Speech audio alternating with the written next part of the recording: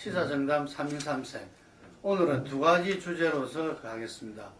먼저 지금 이 메시지를 던지고 지금 대통령 방미길에 올라 계시지만 이 국내는 현재 이 교과서 국정화, 역사 교과서 국정화를 돌는 역사 전쟁으로 지금 온 전국이 지금 난리입니다.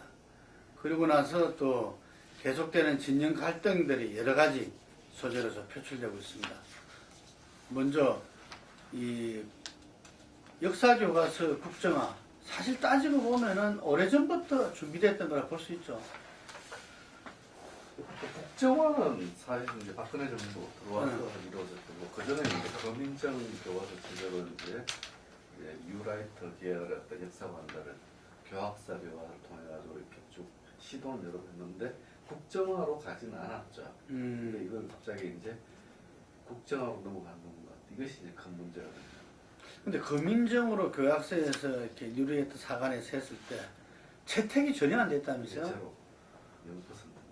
그 어떤 데 재밌는 거는 보면 6명 시합을 하다가 꼴찌를 하니까 5명을 갖다가 시합에 못 나오게 하고 1명을 갖다가 꼴찌 1명을 뭐 이렇게 1등하게 만들었다나 뭐 이런 이야기도 있는데, 그때 왜 채택이 0%죠?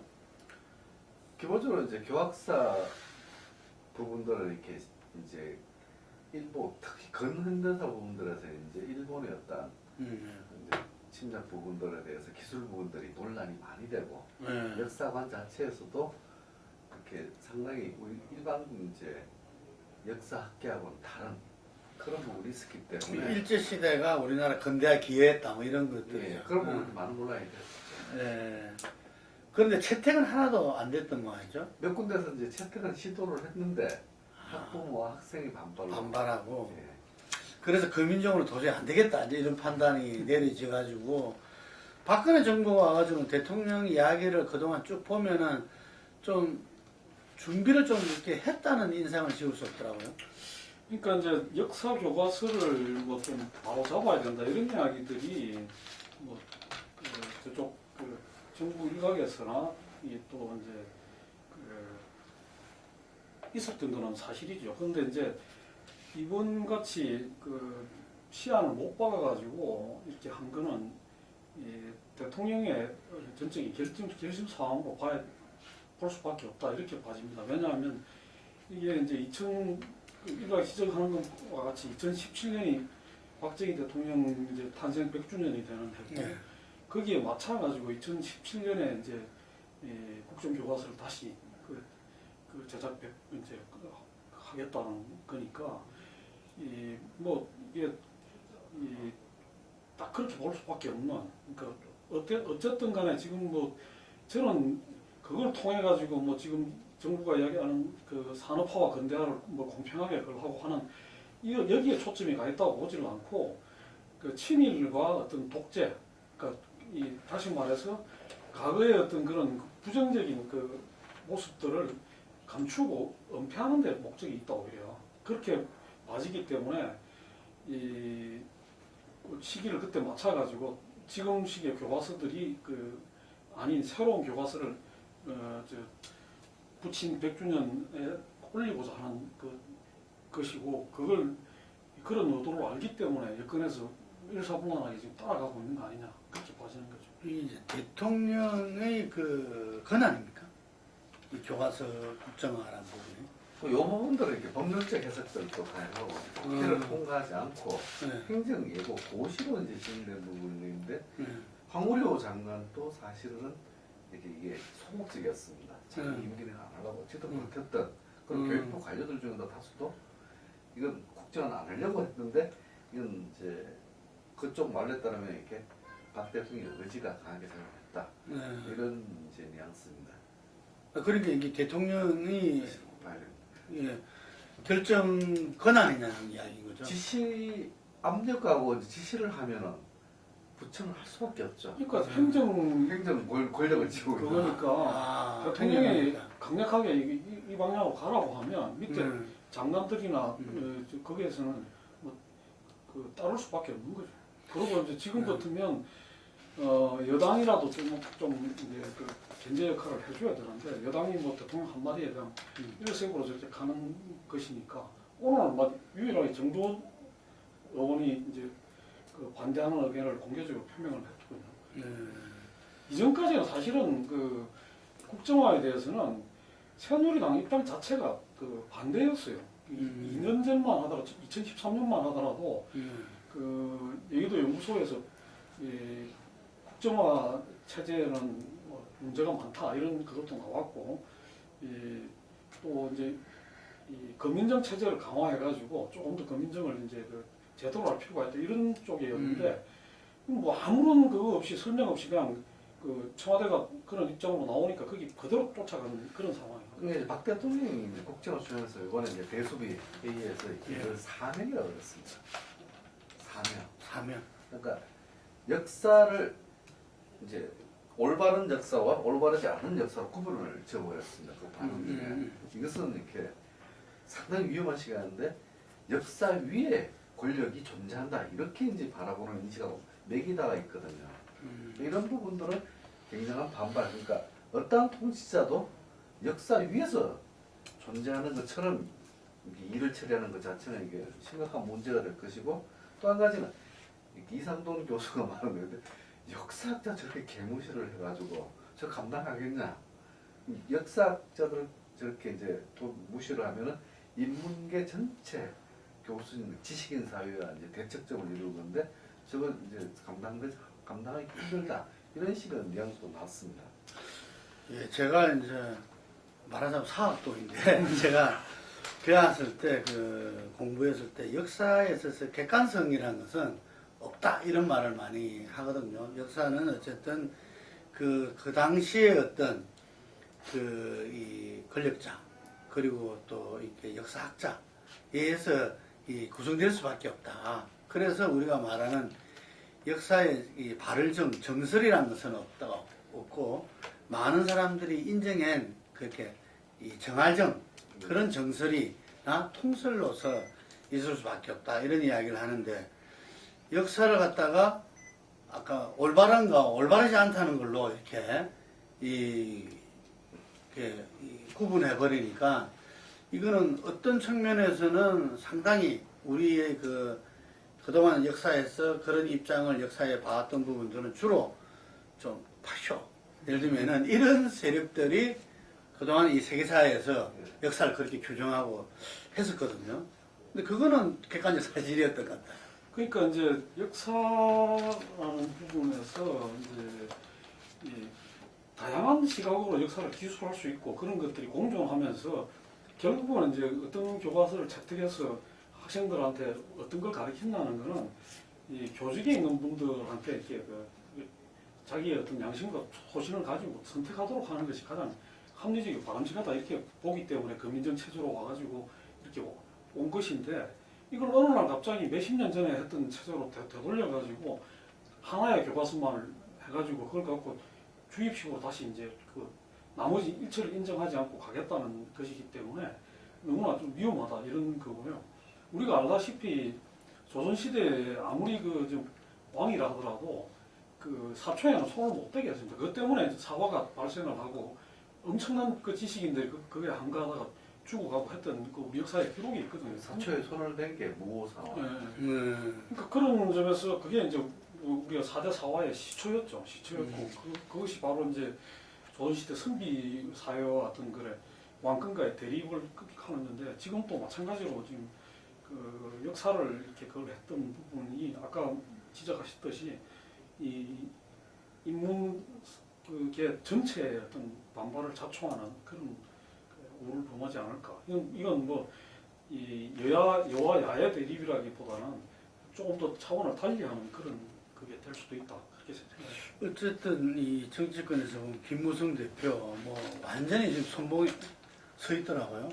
뭐 이걸 통해서 청와대 박근혜 대통령과의 조금 이렇게 서로 이렇게 끌적은했던 관계가 뭐 갑자기 이렇게 서로 강화되면서 그 이번에 출국할 때도 보면은 장시간 이렇게 그 깊은 이야기를 나눴다. 뭐 이런 기사도 나오는데. 원래 김무성 대표는 역사 모임, 건행사 모임 했었죠. 주도하면서 음. 현재 이 유라이트 역사 음. 문제에 대해 선봉을 2013년에 들어오면서부터 했습니다. 일관성 있네요. 일관성이 있는데 이것은 이제 기본적으로 부친 김용주 씨의 이제 친일 문제 이런 부분들 자신의 대선 가도에서 반드시 희석시켜내야 된다고 하는 그런 생각들을 가지고 간 부분이라고 보여집니다. 그렇기 때문에 이제 박 대통령과 김 대표는 일정 정도 한 공동의 이해관계가 있다. 부친의 문제에 있어서 공동의 이해관계가 있다. 이렇게 보여지는 부분들이 있습니다. 예. 근데 여론 국면은 어떻습니까? 지금 아직까지는 국정화 찬성이 좀 높은 걸로 나타납니다.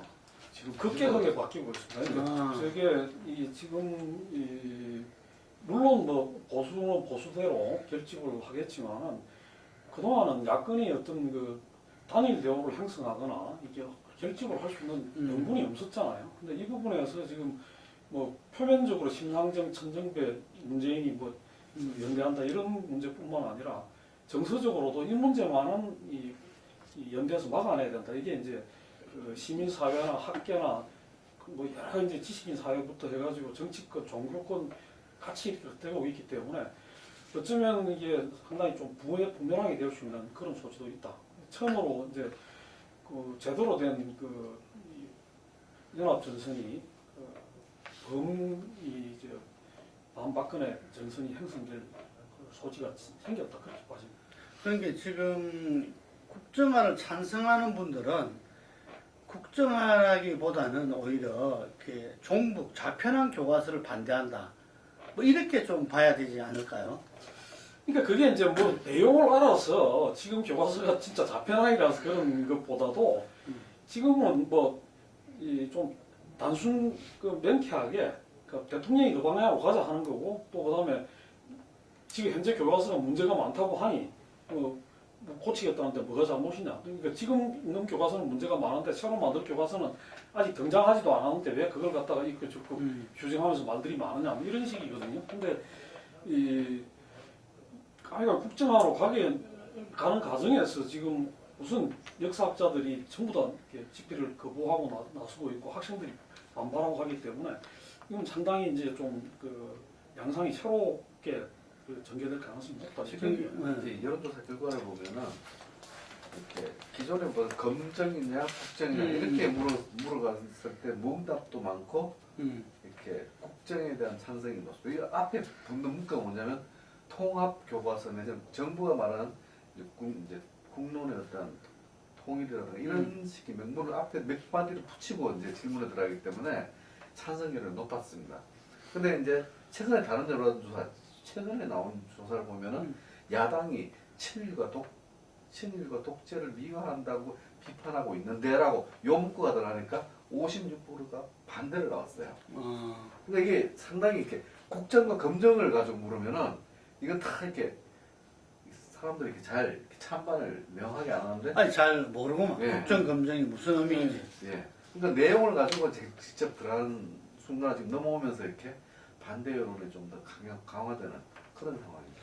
제가 항상 저는 조선일보 사설을 유심히 보는데 어제 조선일보 사설에 그 획일화의 국정과 다양성의 검증 대결로 가서는 안 된다. 이런 말을 돼 있더라고요. 그래서 이게 지금 이 역사 전쟁의 아킬레스건이구나. 사람들이 이 국정과 검증을 갖다가 획일화된 어떤 것을 갖다가 강요하는 국정화와 다양한 의견을 반영하는 검증으로 대결로 봤을 때는 흔히 말해서 중도 세력들이 이 반대로 갈 수밖에 없다는 것을 지금 지적하는구나. 이걸 느낄 수 있었어요, 이게. 근데 지금 점차적으로 그쪽으로 지금 이제 이동돼 가고 있으면은 이게 찬성 반대가 바뀔 수밖에 없다.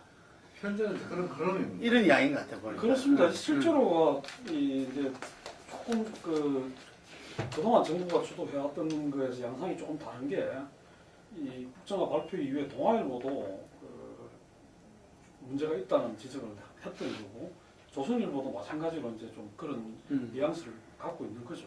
그러니까 이 부분에서 이 문화일보도 마찬가지였어요. 문화일보도 그런 지적이 있었고, 그러니까 흔쾌하게 국정화만이 가야 됩니다. 이런 입장을 가지고 있는 그거는 언론에서도 너무 이제 그 말이 안 되니까 그런 주장을 감히 하지는 못하는 겁니다.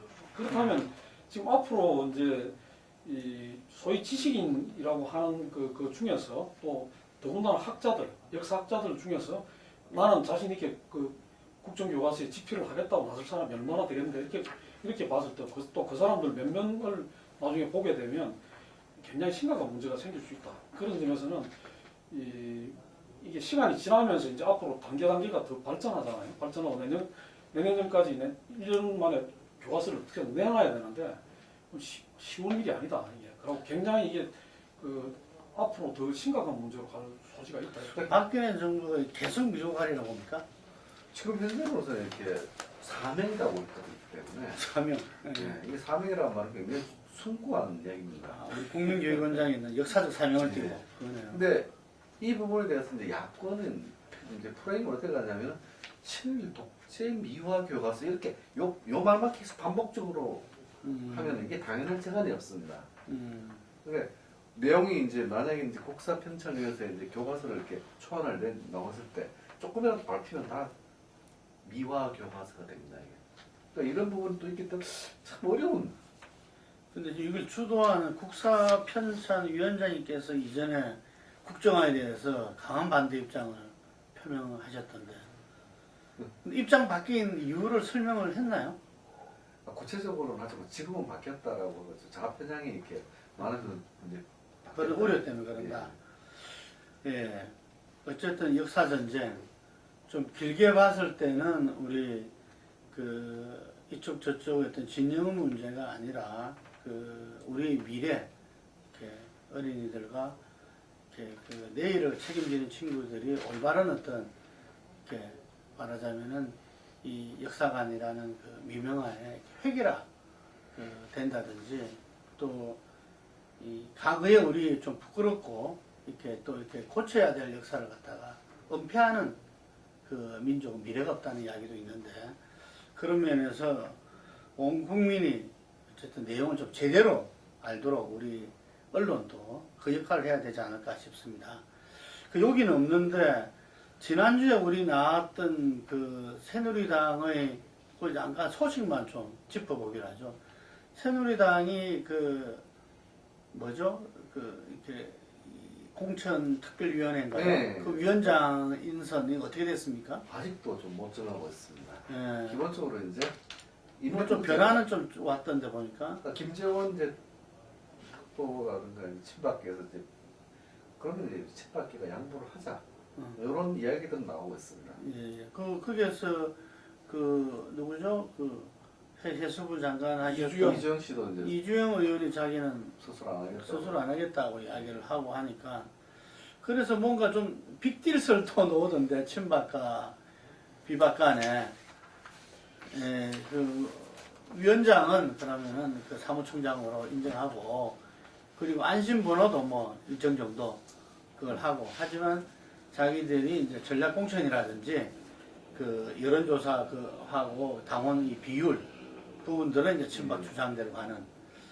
아마 이러면서 이제 보면 정부 수석과 그 김무성 대표 호영을 하는 관계니까 뭐 몇 번 만나가지고 뭐 예를 들면은 그러니까 네. 좀 우선 당장은 지금 뭐 그 너무 이제 그 큰 이슈들이 앞으로 가리고 있기 때문에 예, 그러고 이제 그것 때문에 지금 그 양쪽이 전부 다 진영대가 그냥 그동안이 진영 내부의 갈등이었다면 지금은 진영 간의 대결, 정면 대결로 왔으니까 그 안에서 좀 조정하고 타협하고 또 서로 이제 그 어떤 그 실마리를 풀을 수 있는 여지가 생긴 거죠. 그러니까 이제 그런 기간을 좀 거치면서 양쪽 다 마찬가지로 좀 가닥들이 안 잡히겠나. 우리 문재인의 통합전당대라든지 이런 부분들도 좀 시간 여유를 번거네요. 그렇죠. 그러고 거기도 이제 저런 걸 정해야 되는데 컷오프 위원장이나 뭐 여러 가지 그걸 정해야 되잖아요. 근데 그런 부분들이 상당히 이제 그 내부 갈등을 또 더 첨예하게 만들 수 있는 소지가 있었는데 일단 이 문제가 조금 수면하고. 그럼 혁신이는 해산 안 하고 계속 할 수밖에 없겠네요. 혁신이 또 지금 조금 이제 시간 그거 된 거죠. 그러니까 그 양쪽 정부가 이제 그 막 이거 시작되는 날 같으면 비주류는 그 같은 날 뭐 회의를 열어가지고 막 그 문 대표가 강화문시 나가 있는데 회의를 하고 했잖아요. 국회에서 하고 했는데 그러고 나서 이렇게 가다가는 너무 명분이 없으니까 그 다음 날부터는 쫙 일제히 이제 좀 정리가 된 상황이죠. 당내 정자는 중단했네. 그러니까 새누리당 김무성 대표도 그렇고 문재인 대표도 그렇고 인선을 가지고 낮추는 게 유리합니다. 대표 권한이 있기 때문에. 그러니까 임박해서 시간을 늦춰서 가면 갈수록 유리하기 때문에 지금 의사결정을 하려고 할 이유가 없습니다. 뭐 그런 부분을 감안돼서 이렇게 지금 보시면 왜 이렇게 늦어지고 있는가. 그러니까 만약에 이제 김무성 대표는 문재인 대표 해야 될 것 같으면 바짝 당겨서 했겠죠. 근데 지금은 아직은 뭐 늦어져도 상관없다 이런 식입니다. 그 양당 공이 그 내부의 어떤 여러 가지 갈등과 그런 이 투쟁들이 표출되다가 또 진영과 진영 대결을 하니까 또 한순 또 내부적으로 쉬는 그런 시간이 될 수가 있는데 하여튼 역사 전쟁은 우리 국민 여론이 결국 이 나중에 최후의 어떤 이 결정을 하는 키가 되지 않을까요? 좀 이제 사족 같지만 한다면 대통령이 이제 미국 가셨다가 이제 다시 귀국을 하실 건데 지금 이게 이제 행정 예고기간이라는 게 있거든요. 예고기간이 있기 때문에 정말 심사숙고하셔가지고 이렇게까지 이제 이 문제로 정말 공론을 완전히 분열시키고 이제 갈등을 첨예화시키는 방향으로 가실지 아니면 한 발 좀 물러나가지고 조금 더 어떤 현명한 그걸 찾을지 조금 저걸 했으면 좋겠다 그런 바람이 있습니다. 이 두 가지 짧게 짚겠습니다. 강동원 의원 대선 부정과 개표 조작 의혹 제기 또다시 이제 본회의장에서 했습니다. 예. 지금 부대표도 지금 사퇴했습니까? 네, 오늘 뭐 조금 본인이 여당을 향해서 뭐 그걸 했다기보다는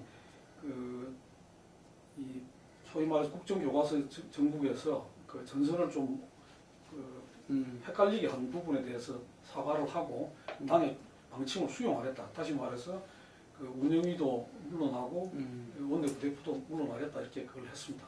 뭐 이 과정에서 사실 이제 이번 국회에서 처음으로 여러 가지 이제 사례를 들어가면서 개표 부정이라든가 이런 문제들을 제기를 했고 또 그 부분을 빨리 이제 재판이 진행되지 않는 거에 대해서 빨리 재판을 진행을 하라고 이제 촉구를 하고 그랬었는데 이게 이제 뭐 여당에서는 기회다 해서 막 맹폭을 하고 이러니까 이제 이쪽에서 야당 쪽에서 한 발 뺀 거죠. 뺐는데 좀 그럴 때마다 좀 보면 야당의 그 모습에서 조금 씁쓸함을 감추실 수 없는 그런 부분이 있습니다. 근데 개표 방송에도 문제 제기를 해요. KBS도 아주 뭐 강력 대응하겠다 그러고요. 예. 있었던 부분들에 대해서 명쾌하게 해명이 안 된 부분들, 그러니까 본인도 이제 그런 부분들에 대해서 의혹 제기를 했던 부분들인데, 뭐 그런 부분들에 대해서는 뭐 좀 현재 국면하고 안 맞으니까 돌출성이다 이렇게 이제 나온 부분이었는데, 이런 부분들은 일반 국민들 사이에서는 계속 있어 왔던 부분들입니다. 네.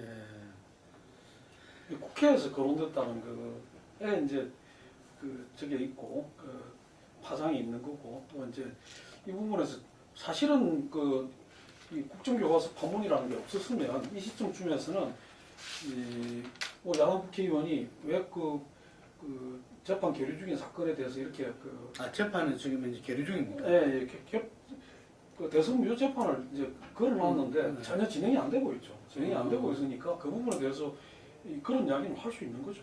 그러니까 이 재판을 빨리 하라 이런 이야기는 할 수 있는 건데. 사실 KBS나 이렇게 중앙선관위는 명확하게 해명하면 되는 부분들이 있는데 그걸 가지고 또 뭐 이렇게 뭐 명예훼손이다 이렇게까지 갈 사안들은 아닌 것 같습니다. 한교안 국무총리가 일본군 한반도 진입 가능 발언을 하면서 전시작전권에 대해서 국무총리로서 전혀 제대로 인식하지 못하고 있다는 사실이 드러나서 파문을 일으키고 있습니다. 이거는 굉장히 심각한 문제인데 이렇게 오늘 이제 문재인 대표가 말한 부분에서도 청년전쟁이 왜 일어났느냐. 청년전쟁은 일본 거주민에 대한 보호 명분으로 일본과 중국이 서로가 그 권리를 가지고 한국에 주둔하고 전쟁이 붙은 거거든요. 똑같은 논리가 적용될 수 있다는 겁니다. 근데 황 총리가 그걸 전혀 모른다는 것이 문제입니다. 또 과연 이것이 청일 몰랐느냐? 전쟁이 왜 일어났는지를 모른다는 겁니다. 그러니까 외국군이 한국에 주둔하게 된 그 과정을 이제 전혀 모른다는 부분입니다. 근데 실제로 이제 이게 일본 사법 시험에는 자위대, 안 나와서 예, 그래요. 일본 자위대를 한국 그 영토로 불러들이는 게 얼마나 이제 그 심각한 그 사안이냐면 이 사실은 이제 이 지금 우리가 이제 그 정세현 장관도 그런 지적을 했지만 전시작전권이 미국에 있기 때문에 미국이 자기들이 이제 그 전작권을 갖고 있는 마당에 우리가 지금 항시 그 지금 종전이 아니고 휴전 상태잖아요. 그러니까 중전시 상태고 그건 다시 말하면 그 지금 자체가 유사시일 수 있어요. 유사시에 뭐 그 저걸 한다는 건데 근데 그 상태에서 그 미국이 요청을 해갖고 일본 자위대가 들어오게 되면 그건 바로 중국을 자극하게 되고 또 북한도 거기에 대해서 반발할 수밖에 없고 하면서 다시 이 동북아에서 가장 이 한반도 화약고잖아요. 이게 네. 가장 위험한 그건데 여기서 다시 이 그 열전이 그 실질적인 어떤 전쟁의 위험성이 확 그 높아질 수 있고 그게 어떤 상황으로 갈지 모르는 상황이 올 수도 있단 말이에요. 근데 그런 점에 있어서 미국은 어쨌든 간에 일본을 끌어들이고 일본에게 부담을 넘기면서 자기들 한 발 뒤로 빼려고 하는 게 이제 아시아 재균형 전략이라고 볼 수가 있는데 네. 그 전장터가 다시 한국이 된다. 그 점이기 때문에 우리로서는 심각하게 볼 수밖에 없고 조금 전에 말씀하셨듯이 우리 역사에 바로 그런 교훈이 있고 그게 결과적으로 청일전쟁, 노일전쟁을 거치면서 식민지로 갔던 우리가 36년 동안 주권을 잃고 일본이 그걸 거치면서 한국을 그 한반도를 식민지로 지배했던 그런 역사가 있기 때문에 이 부분에 대해서는 적어도 우리나라 총리라면 굉장히 이게 신중하게 접근을 해야 되고 이런 문제에 대해서 그 어떤 그걸 해야 되는지에 대해서 그걸 해야 되는데 당장 어제 뭐 산케이 신문이나 이런 데서 굉장히 한호작약하는 그런 반응을 보였어요. 근데 정말 한 총리가 역사 교육을 좀 제대로 해야 되는. 제가 참 답답한 게 그래서 어제 제가 그거에서도 그렇게 썼습니다만은 대통령이 국정교과서가 필요한 이유로 확고한 역사관을 가져야 되기 때문에 그렇다고 했는데 그 정부의 지금 총리가 도대체 우리 역사의 근대사에서 무슨 교훈을 갖고 있고 우리 근대사의 지금 그 중요한 사실들에 대해서 얼마만큼 알고 있는지에 대해서 의문을 가질 수밖에 없는 그런 지금 답변들 국회에서 국민들을 대표한 국회에서 하고 있다는 현실이죠. 그게 참 답답하다. 그게 유사시라고 하는 개념에서 이제 황 장관이나 우리나라에 이렇게 많은 친일적인 생각을 하셨던 분들이 북한과 싸움은 유사시라고 보기 때문에 그때는 일본군에게 그러니까 도움을 받는 것이 맞지 않느냐 이런 사고 패턴을 가지고 있다 이런 느낌까지 지울 수 없습니다. 이게. 그럴 수 있겠네요. 그런데 또 놀라운 사실이 전시작전권은 말하자면 그 중학생 시험 문제도 여러 차례 나왔을 그 정도의 지금 우리나라에서는 참 계속 지금 연기되고 있잖아요. 그렇습니다. 이게. 그게 이제 노무현 정권 때 2015년도인가요? 권리받기로 했던 걸 다시 이명박 정권에서 12년도 했던 걸 2015년도로 그걸 했고 또 지금 와서 또 연기를 하고 무기한 지금 무기한 연기. 이렇게 되면서 이 자체가 굉장히 이제 그 논란이 됐던 그런 사안인데도 불구하고 지금 전시작전권을 한국과 미국이 동시에 행사하고 있다. 이런 대답을 지금 총리가 국회에서 하고 있으니 참 한심한 노릇이죠. 근데 그 다음에 자기 거기에 대한 해명은 어떻게 했습니까? 해명은 알아보겠다는 거. 알아본다고. 잘 잘 모르가지고 좀 아, 알아보겠다고. 국방부 장관이 그 미국 순방에 동행하는 바람에 그걸 이야기해 줄 사람이 없더만 차관이라도 있었을 건데. 그런데 전시작전권의 수가 국가의 주권이고 이것은 언젠가 국가의 과제로 있다라고 하는 인식이 없이 한국의 국방주권은 미국에 있는 것이 편하다 이런 사고가 반영된 거다 이렇게밖에 볼 수 없는 부분들이죠.